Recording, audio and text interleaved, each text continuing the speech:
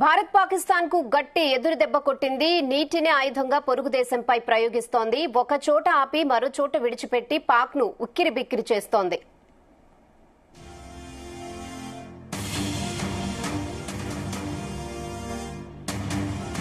జమ్మూ కశ్మీర్లోని అనంతనాగ్ వద్ద జీలం నదిపై ఉన్న డ్యాం గేట్లను ఒక్కసారిగా ఎత్తేసింది. దీంతో పాకిస్తాన్లోని ముజఫరాబాద్, చకోటి ప్రాంతాల్లో భారీగా వరదలు ఏర్పడ్డాయి. అనేక మంది పాకిస్తానీలు వరదల ధాటికి చిక్కుకున్నారు.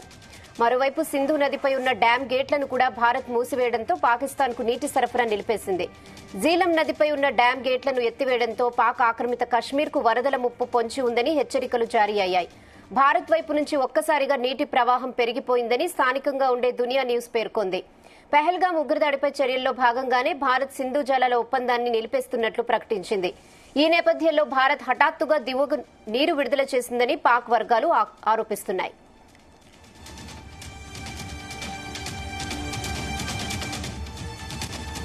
ఇదే విషయంపై మరిన్ని అప్డేట్స్ మా ప్రతినిధి శ్రీచరణ్ అందిస్తారు. శ్రీచరణ్.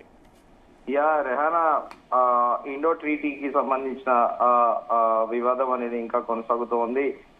ఎందుకంటే మరోవైపు ఏమో మనం ఉదయం నుండి కూడా చర్చించుకుంటున్నాము. బార్డర్స్ లో ఒక యుద్ధ వాతావరణం అయితే నెలకొని ఉంది ప్రస్తుతము. సో మరోవైపు ఏమో ఆ పాక్ ఆక్రమిత కశ్మీర్ ఏదైతే ఉందో ఆ వరదల ముప్పు పొంచి ఉందని కూడా హెచ్చరికలు జారీ అయ్యాయి. భారత్ వైపు నుంచి ఒక్కసారిగా నీటి ప్రవాహం పెరిగిపోయిందని స్థానికంగా ఉండే దునియా న్యూస్ కూడా పేర్కొంది. పహల్గాం దాడిపై ఉగ్రదాడిపై చర్యల్లో భాగంగా భారత్ సింధు జలాల ఒప్పందాన్ని నిలిపివేస్తున్నట్లు ప్రకటించిన విషయం తెలిసింది. ఈ నేపథ్యంలో భారత్ హఠాత్తుగా దిగువకు నీరు విడుదల చేసిందని కూడా పాకిస్తాన్ ఆరోపిస్తోంది. నిన్న కూడా చూసాము మనము ముజఫరాబాద్ కు సంబంధించి అక్కడ కూడా ఆకస్మికంగా నీటి పెరగడం కూడా మనం చూసాము. ముందస్తు సమాచారం లేకుండా భారత ప్రభుత్వం నీటిని విడుదల చేసిందని కూడా నిన్న పాకిస్తాన్ ప్రభుత్వ వర్గాలు ఆరోపించాయి.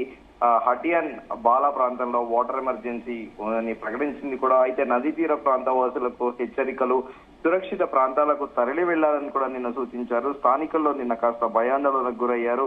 పాకిస్తాన్ ఆక్రమిత కాశ్మీర్ లోని ముజఫరాబాద్ పరిధిలో ప్రవహించే జీలం నది నీటి మట్టం నిన్న మధ్యాహ్నం అన్యాయంగా పెరగడం కూడా స్థానికులను చాలా తీవ్రంగా కలకలం రేపింది.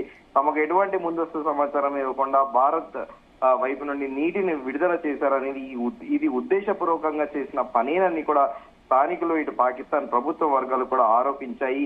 అయితే ఇటీవల జరిగిన పహల్గాం దాడి నేపథ్యంలో సింధు జలాల ఒప్పందాన్ని IWT పక్కన పెట్టేందుకు భారత్ అనుసరిస్తున్న వ్యూహంలో ఇది భాగమేనని కూడా పాకిస్తాన్ అనుమానం వ్యక్తం చేసింది. ఈ పరిణామాలతో ముజఫరాబాద్ వ్యాప్తంగా కూడా అధికారులు అందరికీ స్థానిక ప్రజలకి హెచ్చరికలు జారీ చేశారు.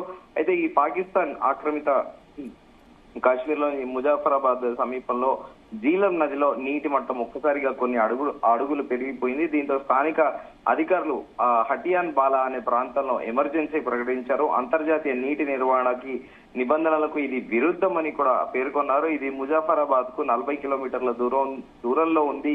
అయితే ప్రజలను నదీ తీరంలోకి వెళ్లొద్దని మసీదుల నుంచి హెచ్చరించారు. ఈ నది అనంతనాగ్ జిల్లా మీదుగా ప్రవహించే చకోతి ప్రాంతంలో POKలోకి చేరుతోంది. అయితే సీమాంతర ఉగ్రవాదానికి పాకిస్తాన్ మద్దతు ఇవ్వడం లేదని, తాము నమ్మే వరకు సింధు జలాల ఒప్పందాన్ని పక్కన పెట్టేశామని భారత ప్రభుత్వం ప్రకటించిన విషయం తెలిసిందే. అయితే భారత్ లోని రిజర్వాయర్లలో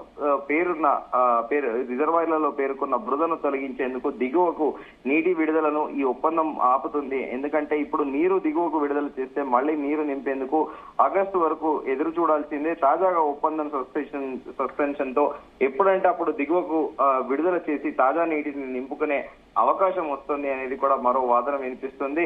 సో మొత్తానికి పాకిస్తాన్ ఆక్రమిత కాశ్మీర్ కి అయితే వరదల నుంచి వరద పొంచి ఉందని కూడా హెచ్చరికలు జారీ అయ్యాయి. భారత్ వైపు నుంచి ఒక్కసారిగా నీటి ప్రవాహం పెరిగిపోయిందని కూడా స్థానికంగా మీడియా కూడా కూస్తుంది. అయితే ముందుగా అనుకున్నట్టు పహల్గాం ఉగ్ర దాడిపై చర్యల్లో భాగంగా భారత్ హిందూ జలాల ఒప్పందాన్ని నిలిపివేస్తున్నట్లు కూడా ప్రకటించింది. అయితే ఈ నేపథ్యంలో హఠాత్తుగా దిగువకు నీరు విడుదల చేసిందని కూడా పాకిస్తాన్ పదే ఆరోపిస్తుంది. రేయానా. ఓకే శ్రీచరణ్.